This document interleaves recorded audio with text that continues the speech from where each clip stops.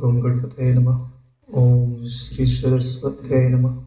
ओम श्री सद्गुरु परमात्मने नमः। आज हम लोग चर्चा करेंगे श्री शंकराचार्य जी द्वारा रचित एक स्तोत्र की, जिसे अर्धनारी नटेश्वर स्तोत्र कहा जाता है।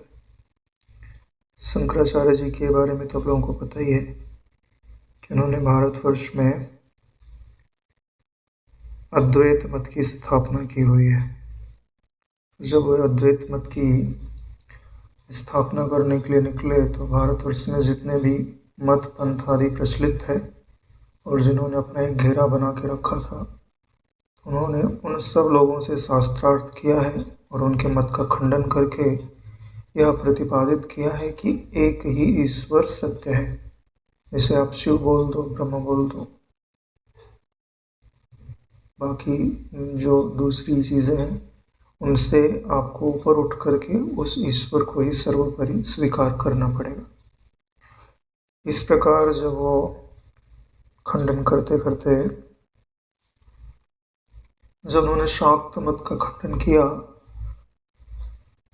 तब शाक्त मत वालों ने भी उनकी बातें स्वीकार कर ली।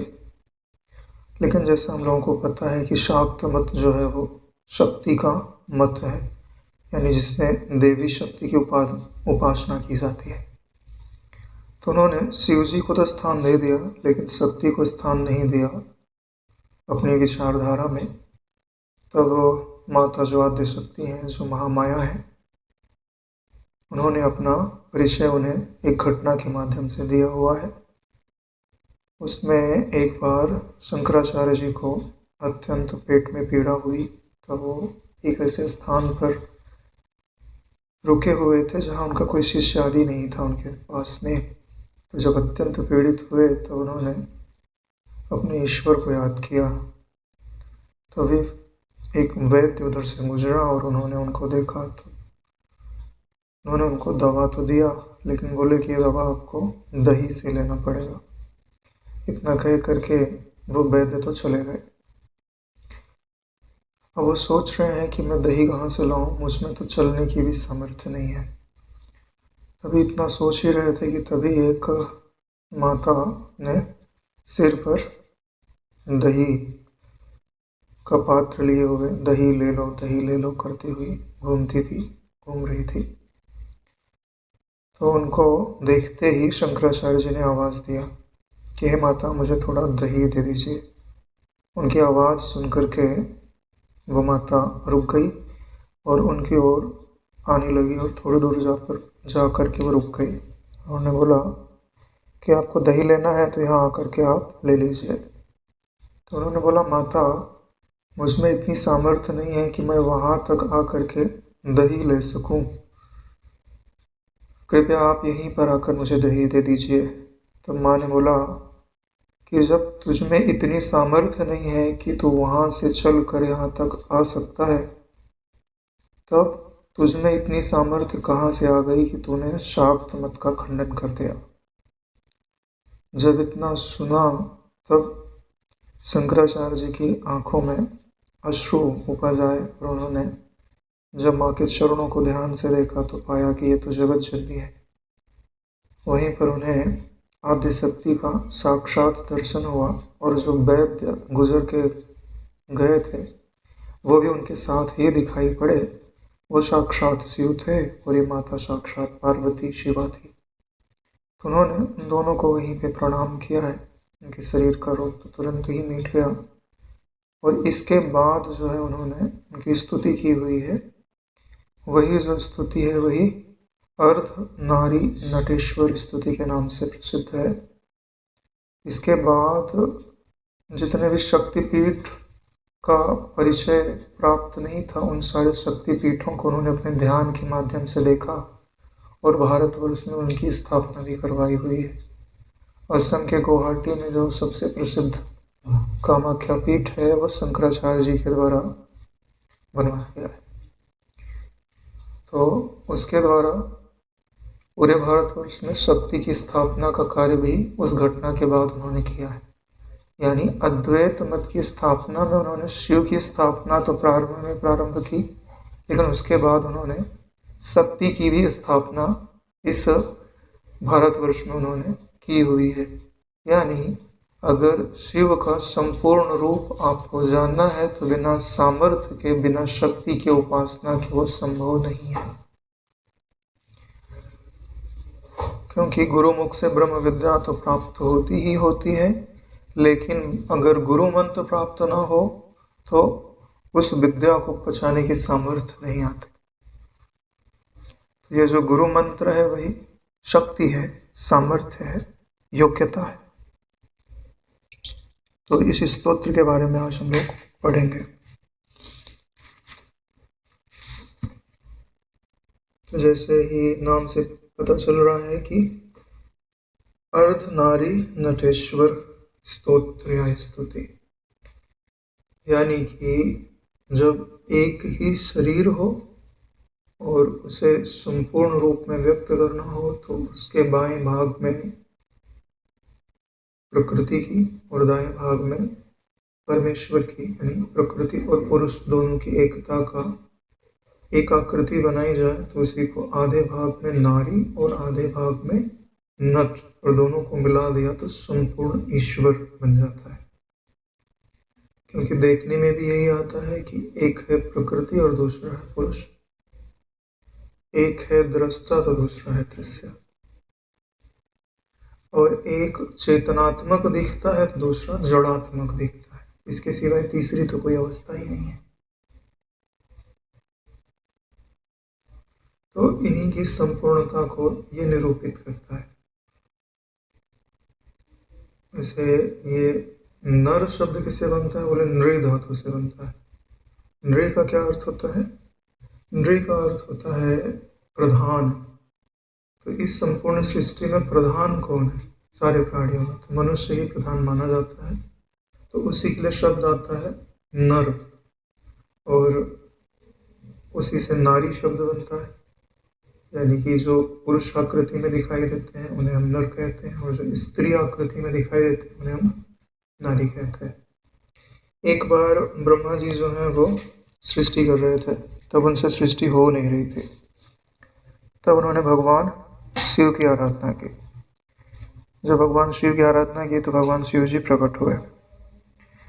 जब भगवान शिव जी प्रकट हुए तो उन्होंने निवेदन किया कि आप कुछ बताइए, मेरी सृष्टि कैसे चलेगी।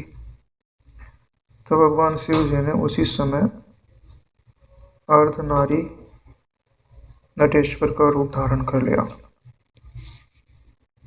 उसके पहले ब्रह्मा जी के मस्तिष्क में ही नहीं था कि स्त्री भी कोई वस्तु हो सकती है या प्राणी हो सकता है।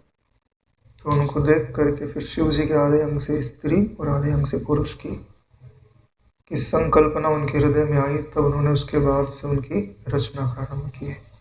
यानी अगर इस सृष्टि का विस्तार करना है तो एक शिव से दो आकृति बना दी गई, एक पुरुष की और एक स्त्री की। ठीक है। अब आपको अगर मुक्त होना है तो क्या करना पड़ेगा? ब्रह्मा जी की इसी परिकल्पना को उल्टा करना पड़ेगा, स्त्री और पुरुष दोनों को एक करना पड़ेगा। और प्रकट होने के पहले शिव ही थे ना, तो उसमें जो स्त्री का रूप है और पुरुष का रूप है और दोनों समाप्त हो जाना चाहिए, केवल शिव का रूप बचना चाहिए, तब आप मोक्ष को उपलब्ध हो जाओगे। यह इस तत्व के जो नाम है या जो आशय है उसका ये मूल अर्थ होता है। और इसमें नट शब्द क्यों लिखा है? अर्धनारी नरेश्वर भी लिख सकते थे, नटेश्वर क्यों लिखा हुआ है? क्योंकि ये जो उन्होंने अपना अलग अलग रूप बनाया, यह वास्तव में नहीं बनाया हुआ है, खेल मात्र ही बनाया हुआ है। नट किसको बोलते हैं? हाँ, नट का मतलब होता है कि जो अपने भाव भंगिमा आदि से अपने आनंद को व्यक्त करता है। या जैसे नट के बहुत सारे अर्थ होते हैं। एक नृत्य जो करता है उसको भी नट बोलते हैं। एक वो होता है कि जो माया जाल से अपने रूप को ढक लेवे और आप उसे पहचान ही ना पावे कि इसका क्या रूप है, उसको भी नट बोलते हैं। स्वनिर्मित माया क्रीड से नट वही जो अपनी माया से ही रूप बना करके खेलता है और अपना परिचय छुपा ले जाता है, उसी को नट बोलते हैं। तो ईश्वर ने भी ये पूरी माया बनाई हुई है और उसमें उसने अपना रूप छिपा लिया। और छिपाया किसके द्वारा? आगे शब्द क्या है? नारी। ईश्वर ने अपना रूप ना, ये जितने भी शरीर आदि आपको दिखाई देते हैं ये सब नारी के ही शरीर है। वास्तव में जो शिव का शरीर है वो दिखाई नहीं देता। प्रकृति में ही सब सारे शरीर है, 5 भूतों से जो रचित है। क्योंकि प्रकृति बोलते हो ना, तो प्रकृति स्त्रीलिंग है ना, तो उसके सारे शरीर स्त्रीलिंग तो होंगे, ठीक है ना। तो ये सारा मायात्मक है, इसीलिए नट शब्द लिखा हुआ है। लेकिन आप दोनों की एकता कर दो तो आपको ईश्वर तत्व का साक्षात्कार हो जाता है। और फिर उसमें बोला गया है कि इसका स्तोत्र के रूप में वर्णन है। स्तोत्र किसको बोलते हैं? गुण कर्म प्रशंसने स्तोत्रम, यानी कि जो ईश्वर तत्व है उसका गुण क्या है और उसका कर्म क्या है, यानी कि किस कर्म के द्वारा वो आपको बंधन में डालता है और किस कर्म के द्वारा आपको मुक्त करता है। जब अहंकार रूपी आप कर्म करते हो तो आपको बंधन में डालता है, जब आप उसकी पूर्ण शरणागति ले लेते हो तो आपको मुक्त करता है। तो इसके लिए आपको समझना चाहिए कि उसका गुण क्या है, उसका कर्म क्या है, और इससे उसकी प्रशंसा करनी चाहिए। बोले इससे उसको क्या फायदा है? बोले उसको फायदा नहीं है।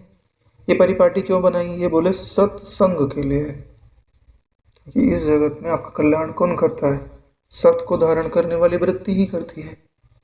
तो परमात्मा सत्य है, उसका गुण भी सत्य है, उसका कार्य भी सत्य है और ज्ञान से परिपूर्ण है। जब आप परमेश्वर को याद करोगे तो आप अपने स्वरूप को याद करते हो।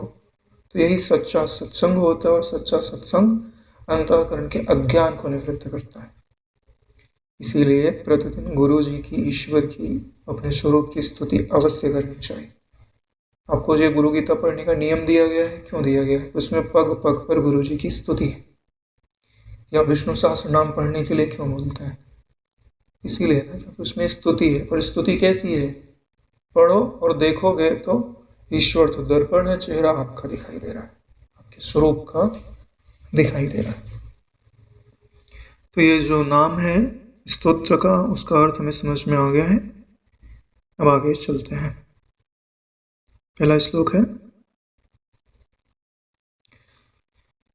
चांपेय गौरार्ध शरीर कायै कर्पूर गौरार्ध शरीर काय धम्मिल कायै च जटाधराय नमः शिवाय च नमः शिवाय। देखो, सबसे पहले जो वर्णन प्रारंभ हुआ है वो माता से प्रारंभ हुआ है। देखो, जब पुरुष चलता है ना, कहीं जाना होता है तो उसकी पत्नी उनके पीछे पीछे चलती है, ठीक है। यानी पहले पुरुष आपको दिखाई देंगे और फिर उनकी पत्नी दिखाई देंगी ना। लेकिन बच्चे के पास जाना हो तो पहले माता आती है फिर पिता आता है। जैसे घर आ गया, छोटे से बच्चे को उठाना, पिता पहले थोड़े उठाएगा। अरे रोध हो रहा है, भूख प्यास लगी है, तो माँ ही तो खिलाएगी पिलाएगी। तो जब आप बहुत विचारक हो बनोगे तब पहले ब्रह्म तत्व, फिर समझो, फिर माया को समझना होता है।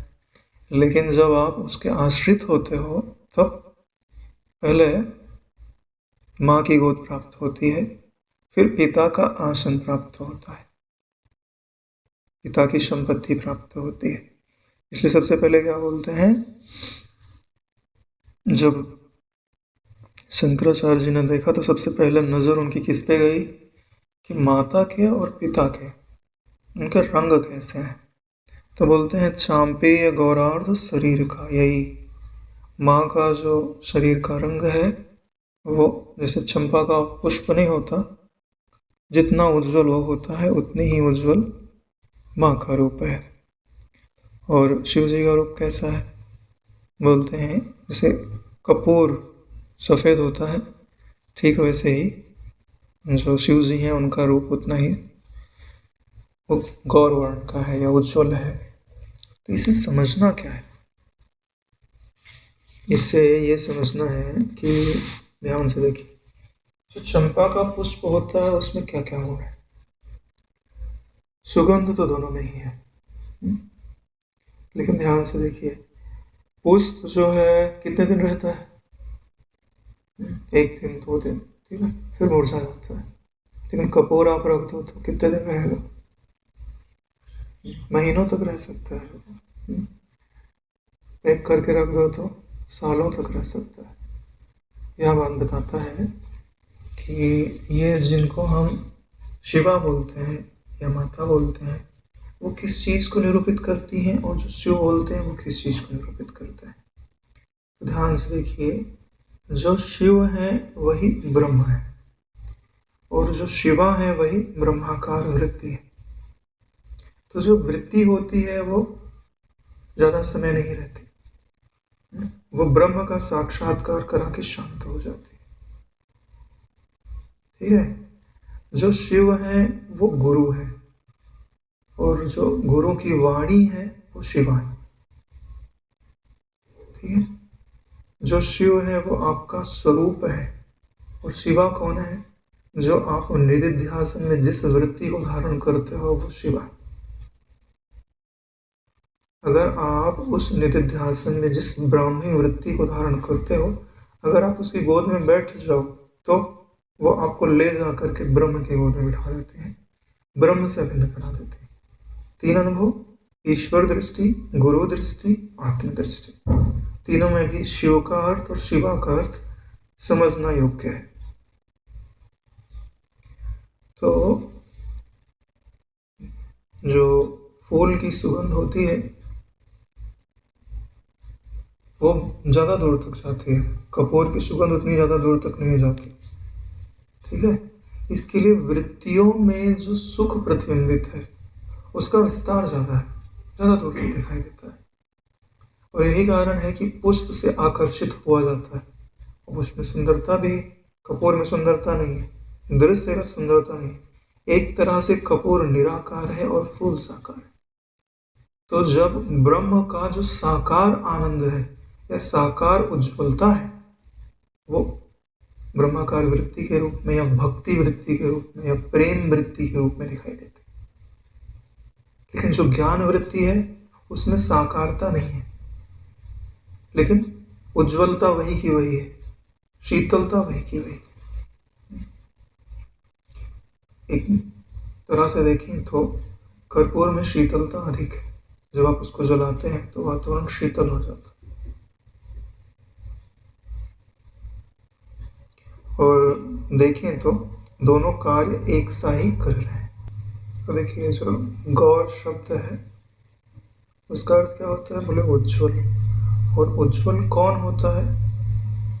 जो समस्त प्रकाश किरणों को त्याग देता है, उसी को तो सफेद बोलते हो। यानी चाहे ब्रह्माकार वृत्ति हो चाहे ब्रह्म हो, दोनों ही असंग है। संसार के नाम और रूप का दोनों में ही संग्रह नहीं है, नहीं तो उनका रंग गौर वर्ण का नहीं हो सकता था। यह चीज आपको बता रहे हैं कि अगर आपको उज्ज्वलता धारण करनी है तब आपको असंग होना होगा या वैराग्य को धारण करना होगा। शिव जी तो वैराग्य की साक्षात मूर्ति है, कुछ भी उन्होंने अपने पास रखा ही नहीं है, शमशान में तो वास। और पार्वती जी शिव जी को पाने के लिए तप कर रहे हैं तो उनको बोला गया कि उनके पास तो कुछ ही नहीं है। बोले मुझे उनके सिवा कुछ चाहिए भी नहीं, परम वैराग्य को धारण किया है। नहीं तो सप्तऋषि आए थे, बोले विष्णु भगवान से विवाह कर लो, कितना वैभव है उनके पास। बोले आप पहले आए होते तो विचार कर सकते थे, अब तो हमने संकल्प कर लिया है। यानी पार्वती जी की इतनी महिमा क्यों है? क्योंकि उन्होंने निराकार ब्रह्म की उपासना की है ना। शिव जी ने निराकार ब्रह्म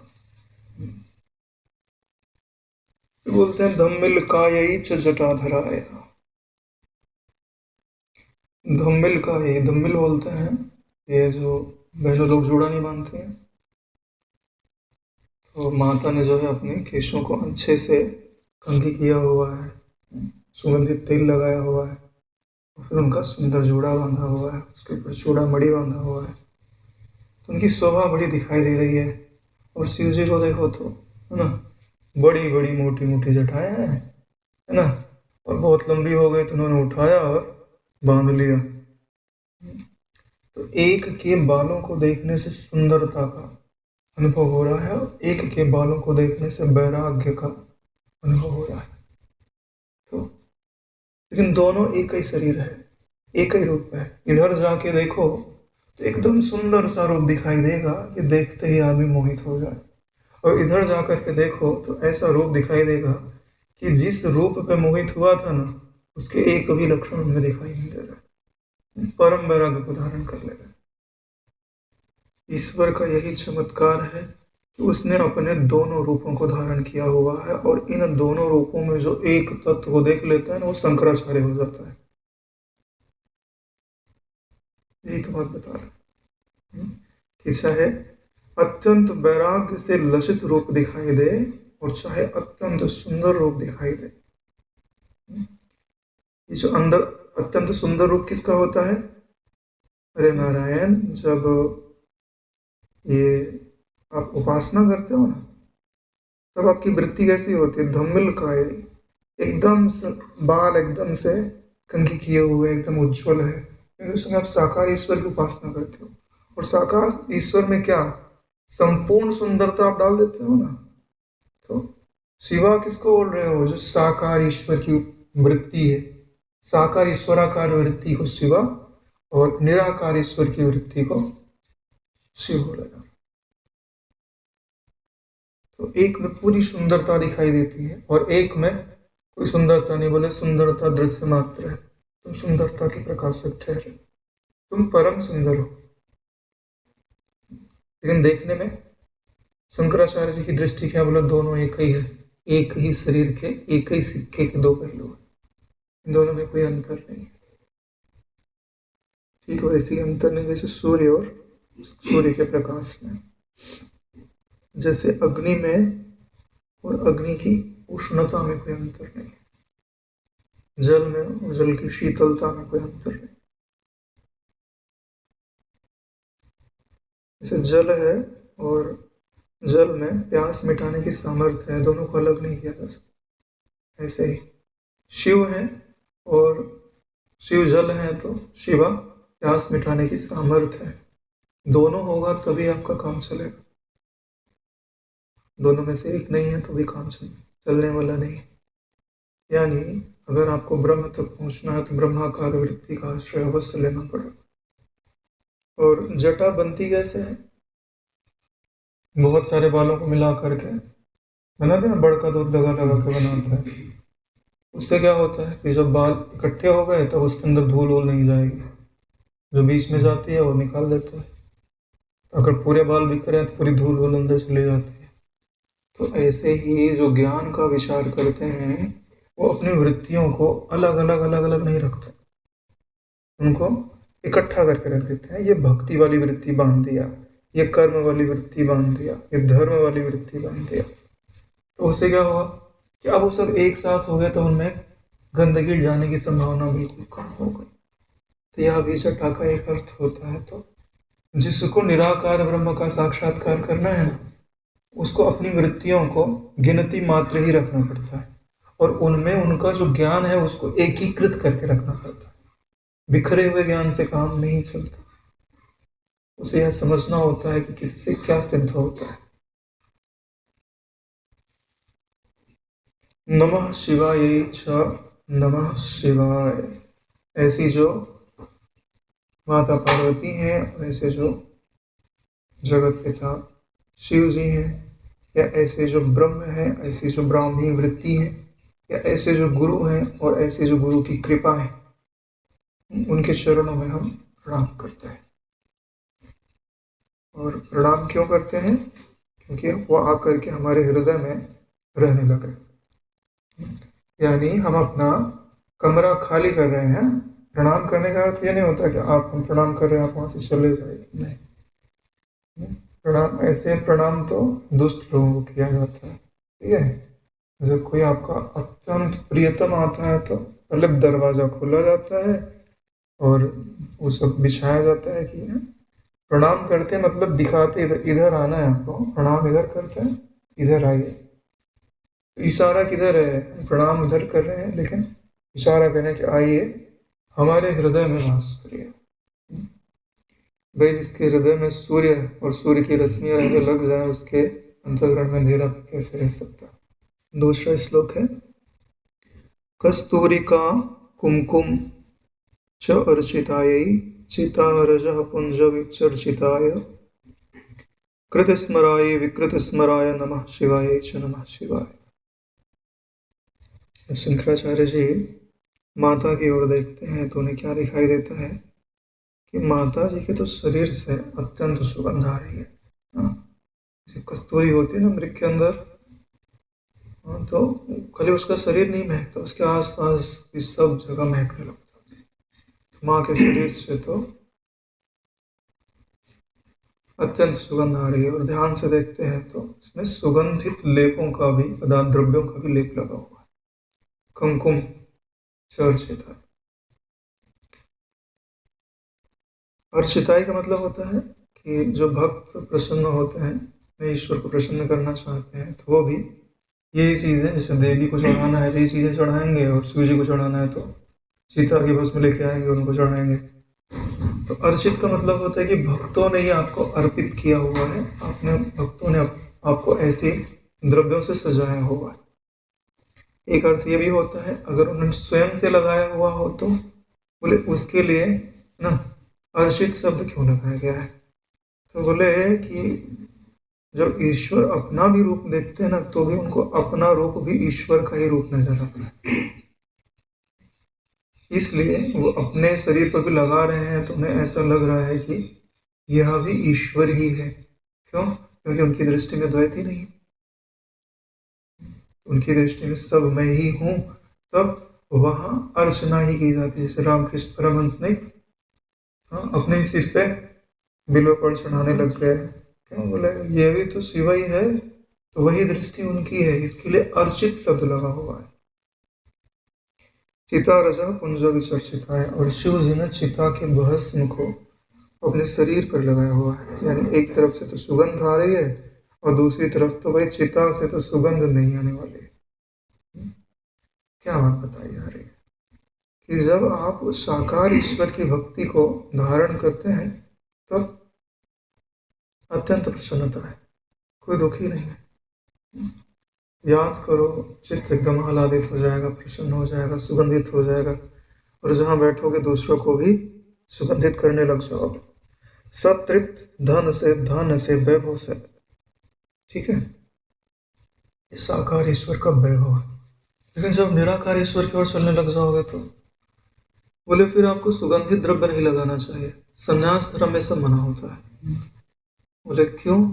बोले आपको निराकार तत्व से मिलना है ना, तो भाई वृत्ति का सार ग्रहण करना पड़ेगा, वृत्ति में प्रतिबिंबित विषय छोड़ना पड़ेगा। चिता का मतलब क्या होता है? चिता का क्या काम करती है? शव को जला देती है। शव यानी अरे भाई नाम रूप ही तो जलता है शव के अंदर, और क्या जलता है? ठीक है, तो इस संसार में वृत्तियों के अंदर प्रतिबिंबित जो नाम और रूप है, उसको जलाने वाली जो ज्ञान अग्नि है, उसी को ही चिता बोलते हैं। और माता सती का भी एक नाम चिता कहा जाता है। मनोबुद्धि अहंकार, उसमें भी इनका नाम चिंता चिता तथा। तो मन भी उन्हीं का नाम है, बुद्धि भी उन्हीं का नाम है, अहंकार भी उन्हीं का नाम है, चित्त भी उन्हीं का नाम है, चिति भी उन्हीं का नाम है, और चिता भी उन्हीं का नाम है। ये सारे नाम तो मतलब कि जो पार्वती जी हैं वो किसको निरूपित करती हैं? ईश्वर की ओर चलने वाली वृत्ति को।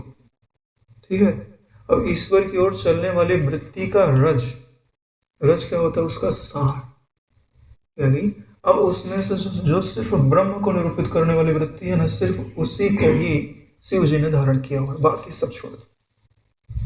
एक रूप में उन्होंने सब कुछ धारण किया हुआ है और दूसरे रूप में उन्होंने सब कुछ छोड़ा भी हुआ है, और दोनों एक साथ। यही तो बात, यही तो विलक्षणता है। कृत स्मराई, स्मर किसको बोलते हैं? कामदेव को। ठीक है, माता को देखो तो ऐसे लगे समस्त इच्छाएं जागृत हो गई हैं, क्योंकि सृष्टि को दिखाती है ना। इस नाम और रूप की ओर देखो तो सारी इच्छाएं प्रकट, और शिव जी की ओर देखो तो सारी इच्छाएं विदा। विकृत स्मराई, यानी उनको देखते ही कामदेव बोले जल के भस्म हो गए। यानी एक तरफ समस्त इच्छाएं दिखाई दे रही हैं और दूसरी तरफ समस्त इच्छाएं अपना अस्तित्व छोड़ दे रही हैं। स्मर का अर्थ स्मृति भी होता है, जगत की स्मृति। यानी नाम और रूप की ओर देखोगे तो जगत की स्मृति आएगी और नाम रूप के संस्कार रखेगी। आनंद तो है लेकिन वो पुष्प की तरह होगा, दिखेगा और मुरझाएगा। लेकिन शिव जी की तरफ देखोगे तो वो दिखेगा और मुरझाएगा नहीं, एक जैसा बना रहेगा। इसलिए दोनों रूप शिव जी की है, पहचान लीजिए ये शिव जी का ही रूप है। जब आप पहचान लोगे तो शिवा और शिव एक हो जाएंगे। और वैसे ही नमः शिवाय च नमः शिवाय, ऐसी जो ब्रह्माकार वृत्ति है, भक्ति वृत्ति है, ईश्वर की ओर चलने वाली वृत्ति है, उन शिवा को और उन ईश्वर को, उन ब्रह्म को, उन गुरु को, उनके दोनों के चरणों में हम प्रणाम करते हैं। तीसरा श्लोक है, चलत कुणत कंकण नूपुराय पादाब्ज राजत फड़ी नूपुराय हेमांगदाय भुजगांगदाय नमः शिवाय च नमः शिवाय। भगवती पार्वती ने हाथों में कंगन पहना हुआ है और पैर में जो है उन्होंने नूपुर यानी पायल पहनी हुई है। तो जब वो चलती हैं तो कंगन से और नूपुर से मधुर आवाज आती है, यानी कि जिनकी माता अत्यंत सुंदर होवे, ठीक है, और अत्यंत भोजन मिष्ठान बना के रखे हो, और फिर जब वो आने लगे तो उनके पायल आदि से पता चल जाता है कि माँ अरे अब मिलेगा, ठीक है, तो हृदय प्रसन्न हो जाता है। एकदम बचपन, एकदम छोटे थे ना तब की बात याद करो। छोटा सा बच्चा तो माँ को देखते ही एकदम जो गोदी वाला बच्चा है ना, वो भी पहचान जाता है कि मेरी माँ आने वाली है, आवाज से, आहट। तो ठीक वही हाल है शंकराचार्य जी का। याद आ रहा है ना, वो दही लेके जब आ रही थी, हाँ, तो एक तो बेहोशी में पड़े हुए थे, कौन आएगा इतनी दूर। तब उनको याद आया कि नहीं, कुछ आवाज, पायल की आवाज आ रही है ना, कुछ कंगन खनकते हुए, इसका मतलब कोई तो आ रहा है। और ऐसा तो सिर्फ उनकी नज़र में तो मातृवत परधारे, जितनी स्त्रियां सब माँ के ही समान, वैसे भी तो ब्राह्मी वृत्ति को धारण करने वाले तो वही बात उनके हृदय में बैठी हुई है, उसी का उद्घाटन कर रहे हैं कि माँ के पास तो ये चीज़ें हैं कि दूर से ही पता चल जाता है क्या, कि अब कुछ मधुर वस्तु प्राप्त होने वाली है, ठीक है, यानी सारे नाम और रूप सब मिल जाएंगे उनको आकर के, जो भी चीज़ चाहिए आपको मिल जाएगा, अभीष्ट सिद्ध हो जाएगा। और ऐसी माता का नाम है सिद्धिदात्री, ठीक है। सिद्धिदात्री किसके लिए? अरे कोई भी भजे नारायण, मनुष्य भजे, नाग भजे, पितर भजे, असुर भजे, राक्षस भजे, कोई भी भजे, और उसका मनोकामना पूर्ण करने वाली है। यानी उनके आने से सब प्रसन्न हो जाते हैं। इसलिए क्या बोला जा रहा है, चलत कुड़त कंकुड़ नूपुराय, यानी ये बजते हैं, उनके बजने से उन्हें पता चल जाता है कि अब मुझे मेरा अभीष्ट फल प्राप्त होने वाला है। और दूसरी तरफ शिव जी को देखो, अरे मजा आ जाएगा। पादाब्ज राजत फड़ी नूपुराय, बोले उनके पाँव तो देखो, बोले एकदम कमल के समान कोमल है ना, और उसकी रज मिल जाए ना तो उसको सिर पे धारण कर लो, सारे पातक नष्ट हो जाए, जो चीज़ चाहो वो मिल जाए। लेकिन वहाँ नज़दीक कोई जा नहीं सकता। बोले क्यों? बोले फड़ी नूपुराय है ना, सांप लपेटा हुआ है, ठीक है, और जब चलते हैं तो हर पग पे वो सांप फुफकारता है, तो सांप फुफकारता तो उससे आवाज़ आती है ना, तो उससे भी आवाज़ आ रही है, और माँ के चलने से भी आवाज़ आ रही है। एक की आवाज़ सबको आकर्षित कर दे रही है और एक की आवाज़ सबको विकर्षित कर दे रही है, भाई दूर हो जाओ, कहीं पास गए ना तो फुफकार माथ से जल के भस्म हो जाओ। तो ये जो सर्प को धारण करते हैं, इसका अर्थ समझते हो? सर्प क्या है? ब्राह्मी वृत्ति का नाम ही सर्प है। क्यों? सर्प के मुंह में क्या निवास करता है? अग्नि। अग्नि तत्व है नारायण वो, और फूंक देना तो आदमी दूर से ही जल के भस्म हो जाए। तो ब्रह्माकार वृत्ति क्या करती है, नाम और रूप को दूर से ही देखती है और नाम और रूप दूर से ही जल के भस्म हो जाती है। इसका सर्प को धारण किया हुआ है उन्होंने। एक तरह से सर्प को काल भी कहा जाता है। तो काल किसके लिए है, वो मरता कौन है इस जगत में, नाम और रूप ही तो मरता है। तो शिव जी ने सर्प धारण किया हुआ यह बताता है कि नाम और रूप की जो प्रियता है, अगर तुम मेरा ध्यान करोगे तो भस्म हो जाएगी। अगर तुम्हें नाम और रूप प्रिय है ना, तुम मेरा ध्यान मत करो, तुम्हें भस्म हो जाएगी। मतलब सार क्या है असार क्या है ये तुम्हें पता चलने लग जाए। इसीलिए उन्होंने अपने पाँव में सर्पों को धारण किया हुआ है। और ध्यान से देखो तो दोनों एक ही है, दृष्टि का अंतर है। एक बाईं तरफ से खड़े होकर देख रहा है और एक दाईं तरफ से खड़े होकर देख रहा है। हे मांगदाई भुजगंगदाय, माँ ने जो है अपने बाजुओं में जो सोने के अंगद पहने हुए हैं, जो बाजू में पहनते हैं ना, बाजूबंद पहने हुए हैं। और शिव जी ने बोले भुजंग, भुजंग सर्प लपेटा हुआ है। यानी सुवर्ण किसको बोलते हैं कि सब प्रलय काल में सब जल गए, कल्पांत में सुवर्ण बचा रह गया और आकाश बचा रहेगा। कल्पांत के प्रलय में बचते हैं, आत्यांतिक प्रलय में नहीं बचते। इसका मतलब है ये कौन सी चीज है जो सब कुछ जल जाने पर भी बच जाता है, वही माँ का आभूषण होता है। ध्यान से देखो, कितनी भी वृत्तियां बदले, उनमें जो सुख की इच्छा होती है ना, वो नहीं जलती, बाकी सब कुछ हो जाता है। यहाँ तक कि जो ब्रह्मबोध को उपलब्ध है ना, वो भी दुखाकार वृत्ति धारण नहीं करना चाहते।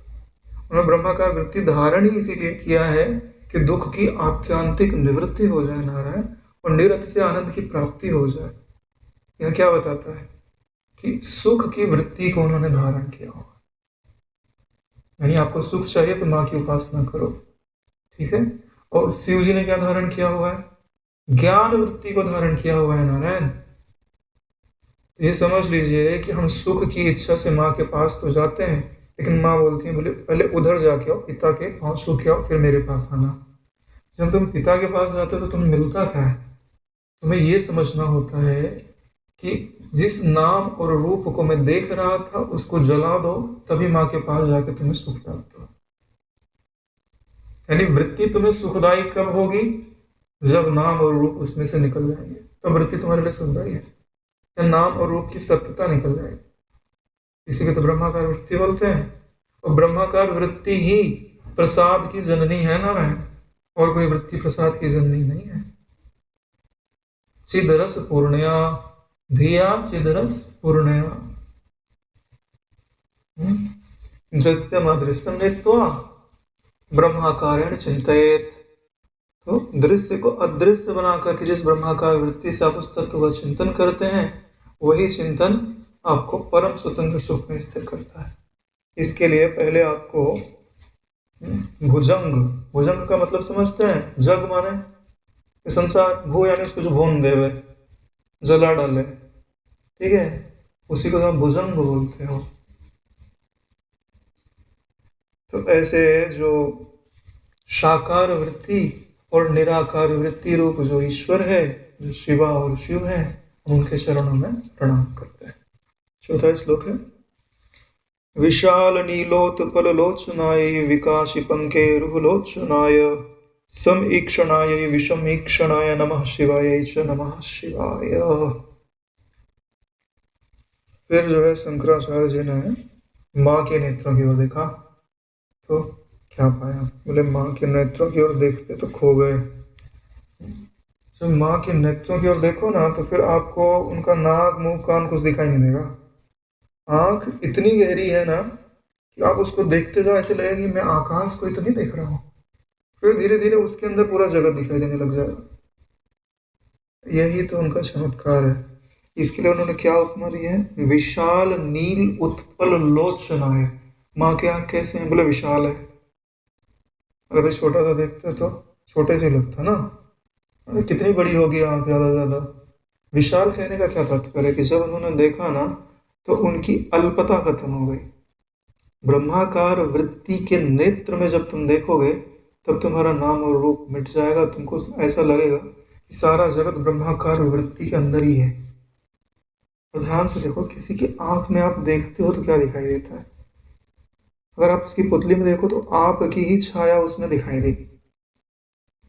तब अगर आप माँ के नेत्रों में देख रहे हो तो क्या दिखाई देगा कि माँ के अंदर मैं ही तो मैं हूं। यह बताता है कि अपने स्वरूप की भी अनुभूति उन्हें माँ के नेत्रों में देखने से हो जाती है। इसलिए उन्होंने कहा है। और नील क्यों बोला हुआ है? विशालता के लिए। जैसे आकाश नीला नीला है तो विशाल है, ऐसे नील उत्पल से उन्होंने उनकी उपमा दी हुई। कमल से दी हुई है। कमल से उपमा क्यों दी हुई है? क्योंकि कमल जैसे अत्यंत सुंदर होता है और मलिनता को धारण नहीं करता। जल भी गिरेगा ना तो उसकी पंखुड़ी पे थोड़ी देर रहेगा, उसकी सत्ता होती है अत्यंत चिकनी होती है, किसी को स्पर्श नहीं करती, अंदर अपने प्रवेश करने नहीं देती। ऐसे ही आपके भी नेत्र कमल होने चाहिए। देखे सब, आओ थोड़ी देर ठहरो और गिर जाओ, रहो मत ना। ठीक है। फिर शिव जी की ओर देखा, एक पलक माँ की ओर, पहले माँ की ओर फिर पिता की ओर देखते हैं। माँ की ओर क्यों देख रहे हैं? बोले दही तो दही लेके आए थे।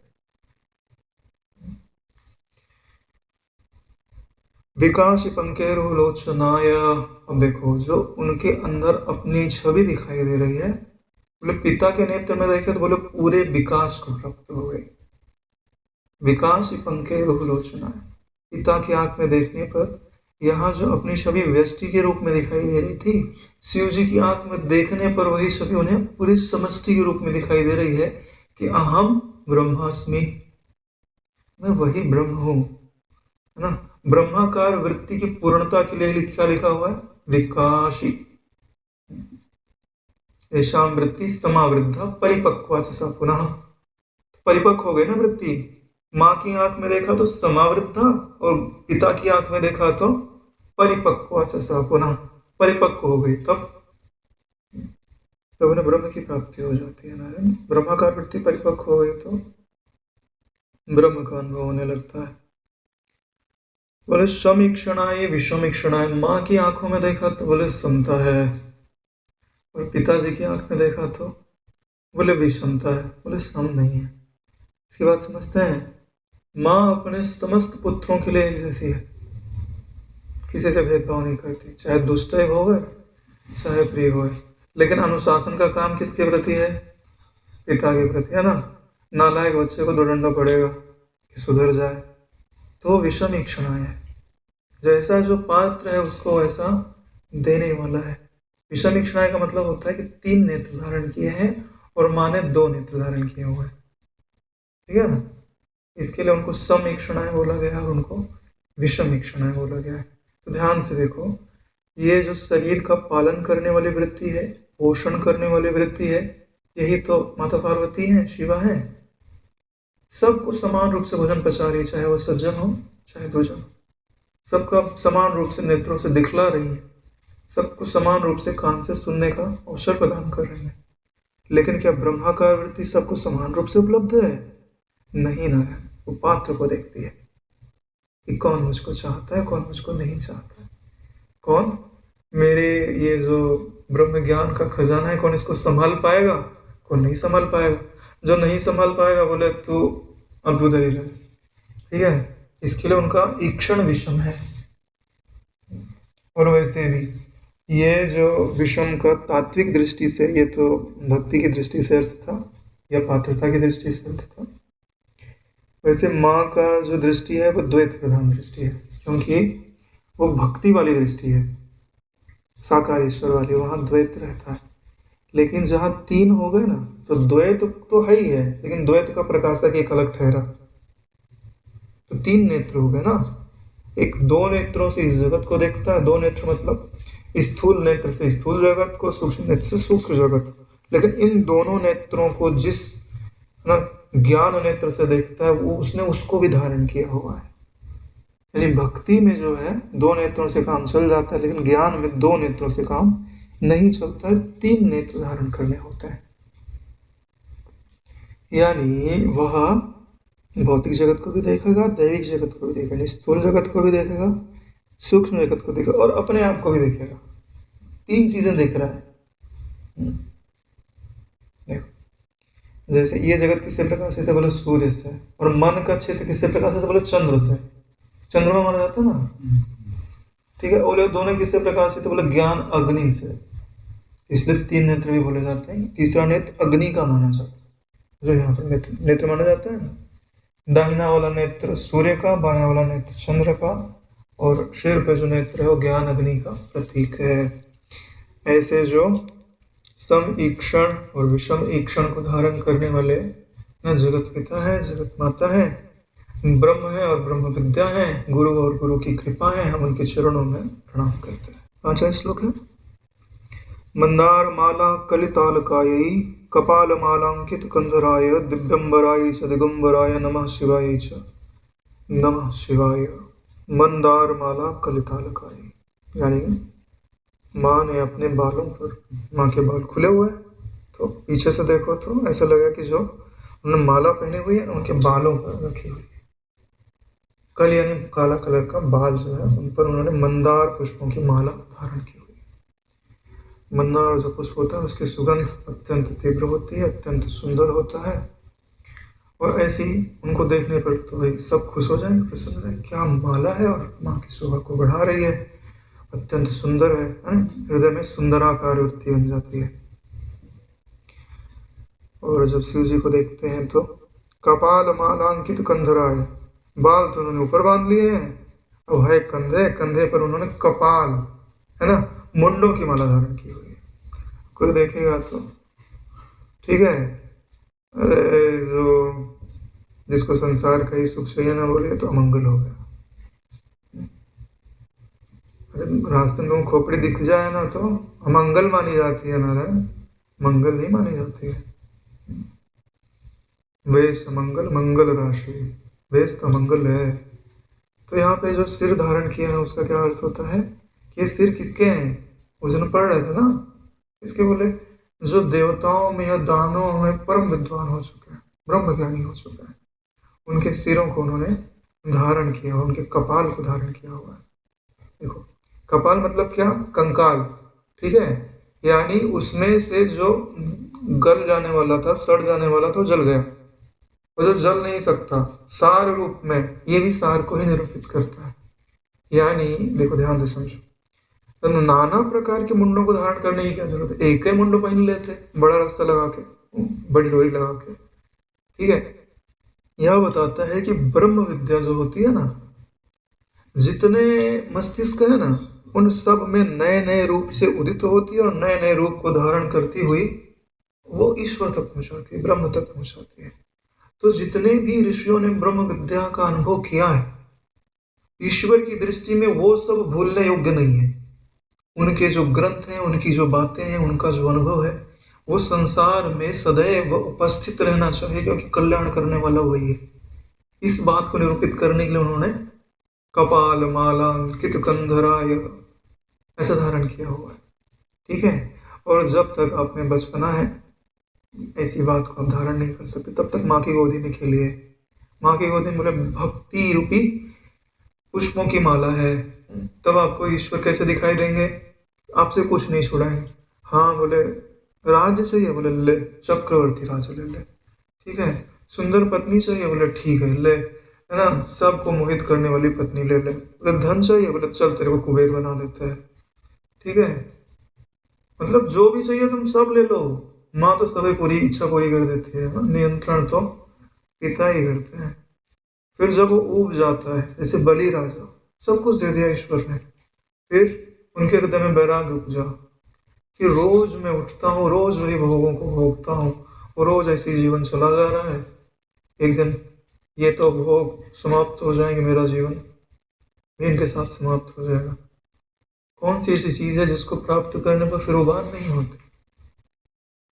जैसे अभी जो भोग हमको प्राप्त नहीं, हमको उसकी इच्छा होती है, अगर हम मिलने लग जाए तो एक दिन उब जाओगे, अरे क्या मर्सिडीज, हाँ ये भी तो वैसे ही है, यहाँ से वहां गई, ज्यादा ठंडी हवा लगती, धक्का कम लगता है, और क्या है, 1 करोड़ की गाड़ी, 2 करोड़ की गाड़ी लोग खरीद लेते हैं, नाम ही रहता है, बोले स्टेटस सिंबल है, ठीक है, यानी दूसरे को दिखाने के लिए है। स्टेटस दूसरे की दृष्टि में होता है ना। हाँ, तो यही बात है कि उन्होंने कपाल की माला धारण की हुई है। ध्यान से समझिए, ये स्टेप है, पहले माँ की गोदी में, फिर पिता की गोदी में। जब पिता की गोदी में परिपक्व हो जाओगे, फिर किसी की गोदी में बैठो, ठीक है, फिर दोनों का प्रेम आपको मिलेगा। दिव्यंबराई से दिगंबरा है, माँ के पास जाओ तो माँ के पास दिव्यंबर है, यानी दिव्य वस्त्र है, ठीक है। और पिताजी के पास जाओ बोले दिगंबरा है, बोले कोई वस्त्र ही नहीं है, दिशाओं को ही उन्होंने अपने वस्त्र के रूप में पहना हुआ है। बोले ऐसा क्यों किया, दिशाएं तो बड़ी लंबी चौड़ी हैं। अरे बोले वो अपरिछिन्न तत्व है ना, जो अपरिछिन्न तत्व, हम कितना बड़ा कपड़ा सिलाए तुम्हारा, तो बोले ऐसे तुम ऐसे ही रहो, ठीक है। तो इसीलिए बोलते हैं कि प्रारंभ में आपकी वृत्तियों को सजाया संवारा जाता है, यानी उन्हें दिव्य बनाया जाता है। जब उनमें दिव्यता आ जाती है, संसार का जो ऐश्वर्य है ईश्वर सहित आता है, तब उसको दिव्य बोलते हैं। ये जो संसार में सुंदर सुंदर वस्तुएं मिल जाए उनको दिव्य नहीं बोला जाता। दिव्य किसको बोलते हैं, दैवी तत्व को जो धारण करे। और दैवी तत्व का मतलब होता है जिसमें ज्ञान की प्रधानता हो। ये जो देव शब्द बनता है ना, उसमें दिव धातु होती है। दिव यानी ये सूर्य को दिव, दिवाकर बोला जाता है ना, ज्ञान के प्रकाशक होता है। तो पहले अपनी वृत्तियों को भक्ति आदि से, दैवी गुणों से उसको दिव्य बनाइए, और फिर निराकार तत्व का चिंतन करते हुए, शिव जी का चिंतन करते हुए समस्त वृत्तियों को उनमें अर्पित कर दीजिए, ठीक है। पिता की गोद चले जाइए, पिता से भिन्न हो जाए। फिर जब ऐसे हो जाओगे ना, तब ना फिर चाहे दिव्यंबर रहो चाहे दिगंबर रहो, है ना। जैन धर्म तो मत नहीं हो गए, एक लोग तो दिगंबर ही रहते हैं, एक लोग श्वेतंबर, एक सफेद कपड़ा पहनते हैं, एक कपड़ा ही नहीं पहनते हैं, ठीक है। इन्होंने बाएं अर्थ ले लिया ना, वास्तविक अर्थ नहीं समझा, इसीलिए वहीं पर रोक है। कोई कोई उनमें होता होगा जो वास्तविक अर्थ को समझता होगा। तो ऐसे जो दिव्य अंबर को धारण करने वाली माता है, और जो दिशाओं को ही अपने वस्त्र के रूप में धारण करने वाले पिता हैं, ऐसे शिव रूपी पिता को और शिवा रूपी माता को, गुरु रूपी पिता को और गुरु कृपा गुरु विद्या रूपी माता को हम प्रणाम करते हैं। 6वां श्लोक है, अम्भोधर श्यामल कुंतलाय तडित प्रभाताम्र जटाधराय निरीश्वराय निखिलेश्वराय नमः शिवाय च नमः शिवाय। जब शंकराचार्य जी ने माँ की ओर देखा तो उनके बाल जो है ना, बड़े सुंदर सुंदर उनको दिखाई दे रहे थे, और बाल उनको इतने विशाल विशाल लगने लग गए तो उनको लगा कि इन बाल के रूप में तो मुझे बादल ही दिखाई दे रहे हैं। क्यों, क्योंकि माँ से हमेशा प्रेम प्राप्त होता है।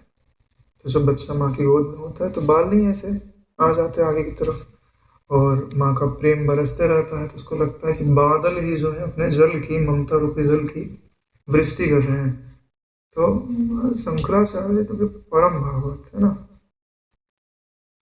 परम शैव। जब खंडन करना होता है तो उतनी ही प्रखर प्रज्ञा है, और जब मंडन करना होता है ना तो 1 मिनट में पटा लिया पिताजी को भी माताजी को भी। ये चतुरता होनी चाहिए। जो काम करे ना सो पूर्ण ही, भक्ति करे तो इतनी पूर्ण ना कि उसको देख करके ना भगवान रिझ जाए। और जब खंडन मंडन करने पे उतारू हो गए ना, तो बोले सबके नाम और रूप की आकृति को भाई आपको छोड़ना ही पड़ेगा, ठीक है। ऐसी योग्यता होनी चाहिए। तो माँ को उन्होंने देखा तो जो माँ से उन्हें स्नेह प्राप्त हुआ था वो उनको अनुभव में आने लग गया।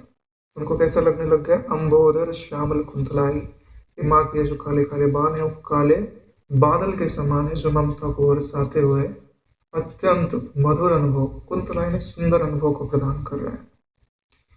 और बोले कि ये सब तो बरस रहा है, ठीक है। और तुरंत पिताजी आ गए, माँ के पीछे खड़े हो गए, ठीक है। तो क्या अनुभव में आ रहा, तडित प्रभात ताम्र जटाधराय, मतलब उनकी जटा को देख करके ऐसा लगा कि अब ये सुंदर सुंदर बादल तो, लेकिन बीच में बिजली कड़क कड़क रही है।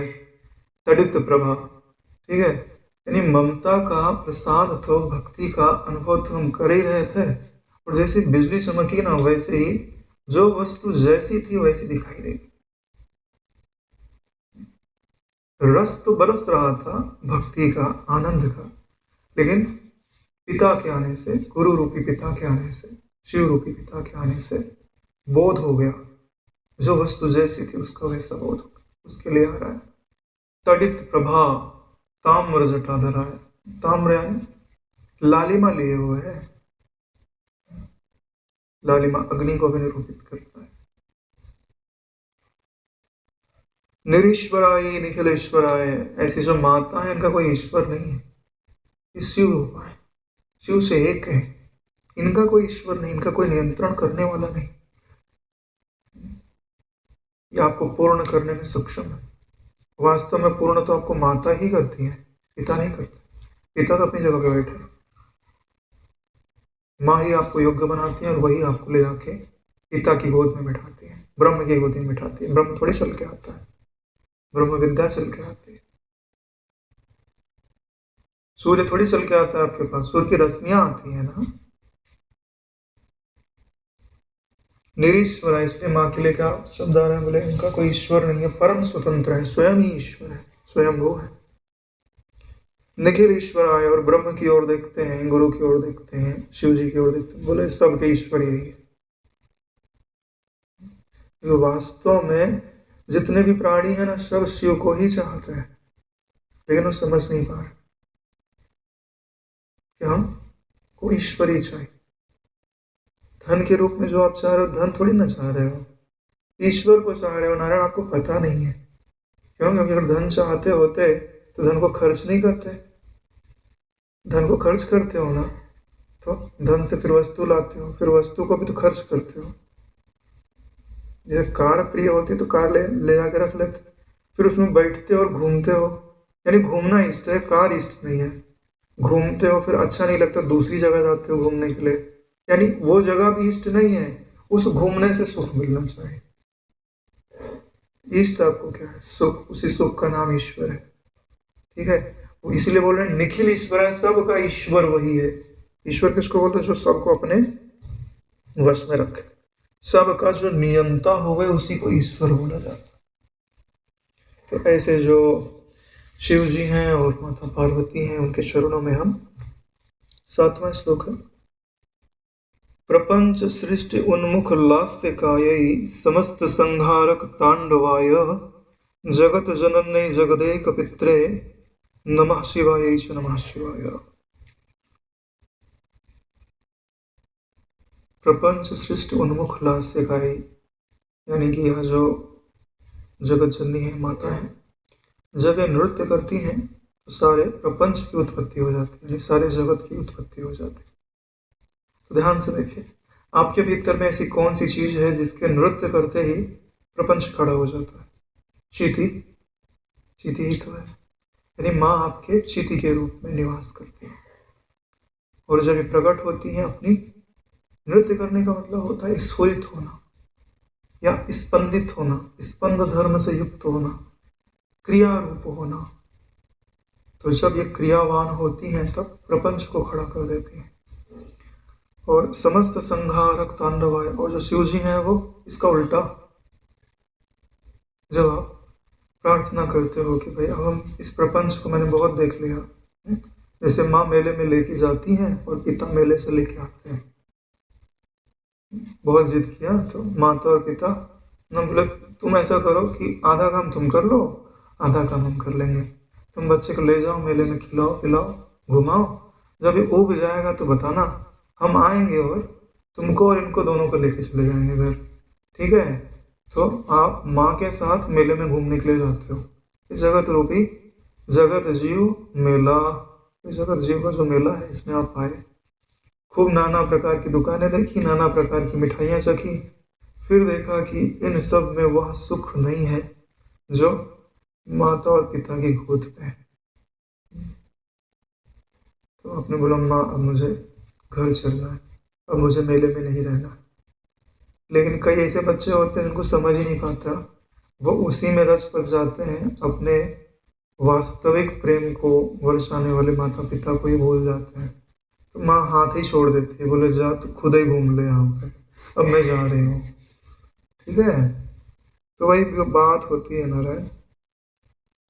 तो जब आप पिता की ओर चलते हो, पिता की गोद में बैठना चाहते हो, तो जिन प्रपंचाकार वृत्तियों को माने बढ़ाया था ना, क्योंकि ध्यान से देखो, जब तांडव नृत्य हो रहा था तो माँ भी तो नृत्य कर रही थी। तांडव में दोनों ही नृत्य करता है। हम्म? लेकिन जब सृष्टि की उत्पत्ति करने वाली होती तो शिव जी बैठे रहते, खाली माँ ही नृत्य करती है, यानी खाली वही स्पंदित होती है। तो आपको जब ईश्वर की ओर चलना है, ब्रह्म की ओर चलना है, तो समस्त वृत्तियों का प्रलय करना पड़ेगा। और प्रलय कब होगा? जब आप उनका आश्रय लें। किसका? ब्रह्माकार वृत्ति का, ब्रह्म का, जगत जननी का, जगत पिता का आश्रय लेंगे। जगत जनन ही जगदेक पुत्र है। बोले ये सिर्फ मेरी माता नहीं है, समस्त जगत की माता है, और ये समस्त जगत के पिता है। पिता किसको बोलते हैं? जो आपका रक्षण करता है, जो आपका पालन करता है। माता किसको बोलते हैं? जो आपको जन्म देती है, आपको व्यक्त कराती है। तो ध्यान से देखो, आपको व्यक्त किसने कराया? चींटी ने तो व्यक्त कराया, नहीं तो पिता के साथ एक और करके बैठे थे। आपने तो जिद की, मेला देखना है। जिद नहीं करते तो प्रपंच ही खड़ा नहीं होता। तो ऐसे जगत पिता और जगत माता के चरणों में हम प्रणाम करते हैं। प्रदीप्त रत्न उज्ज्वल कुंडलाई स्फुरन महापन्नग भूषणाय शिवन्विताय च शिवान्विताय नमः शिवाय च नमः शिवाय। 8वां श्लोक है, आज का अंतिम श्लोक है। अब शंकराचार्य जी की जो नजर है वो माँ के कुंडलों पर गई है। तो ध्यान से देखा तो रत्न जड़े हुए हैं, प्रदीप्त रत्न उज्ज्वल कुंडलाई, और ऐसे रत्न जब पूरा उजाला हो रहा है कानों में। ठीक है, कान ही पूरा होता है, यहाँ लगा, यहाँ तक पूरा, जहाँ से शब्द जाते हैं ना वहाँ उजाला हो गया नारायण। समझ में आ रही बात? किस चीज को निरूपित कर रहा है?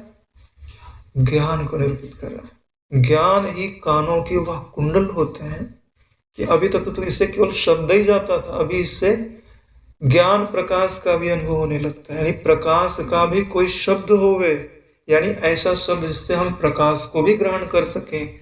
वह शब्द कौन सा है? ब्रह्म विद्या। स्वयं प्रकाश का ज्ञान कराता है कि नहीं कराता? संसार में ऐसा कोई शब्द नहीं है जो प्रकाश का ज्ञान कराता है। प्रकाश तो नेत्र से ही दिखाई देता है, लेकिन ब्रह्म विद्या ऐसा शब्द है कि जो नेत्र का भी काम करता है और श्रोत्र का भी काम करता है। शिव जी को कभी देखा आपने? नहीं देखा ना? सत्संग में शिव जी का वर्णन सुनो, ठीक है, और फिर तदनुरूप वृत्ति को बनाओ, एक दिन शिव जी का दर्शन हो जाता। या आदर्श तत्व, अगर साक्षी तत्व ब्रह्म तत्व की ओर जाओ तो उसका साक्षात्कार हो जाए। इसलिए देखो, अब माँ के नेत्र में क्या दिखाई, माँ के श्रोत्र में क्या दिखाई दे रहा है? कि कुंडल पहने हुए रत्न है। यानी वहां जो वाणी है ना, वो अत्यंत मधुर लग रही है। क्यों? क्योंकि भक्ति से संबंधित है। ठीक है। और जब पिता के पास गए, बोले अब आप कुछ सार वस्तु बताइए। बोले माँ ने क्या बताया? बोले कि जो ईश्वर है उसका भजन करना चाहिए, वो आपकी समस्त इच्छाओं को पूरा कर देता है। बोले हाँ बेटा, बात तो ठीक है, लेकिन इधर आओ। जब इच्छाओं की पूर्ति होगी तो उससे कौन सुखी होगा और कितनी देर के लिए सुखी होगा? बोले उससे तो मन ही सुखी होगा, क्योंकि इच्छा मन ही करता है। तो बोले क्या उससे मन मिट जाएगा? बोले नहीं। तो मन की क्या इच्छा एक जैसी रहती है? बोले नहीं। तो बोले वस्तु तो भले एक जैसी बनी रहे तुम्हारे पास, लेकिन तुम उससे उब जाओगे। तब बोले तुमको तो मन से रहित राज्य में प्रवेश करना चाहिए। तब उन्होंने क्या बोला? स्फुरत महापन्नग भूषणाय।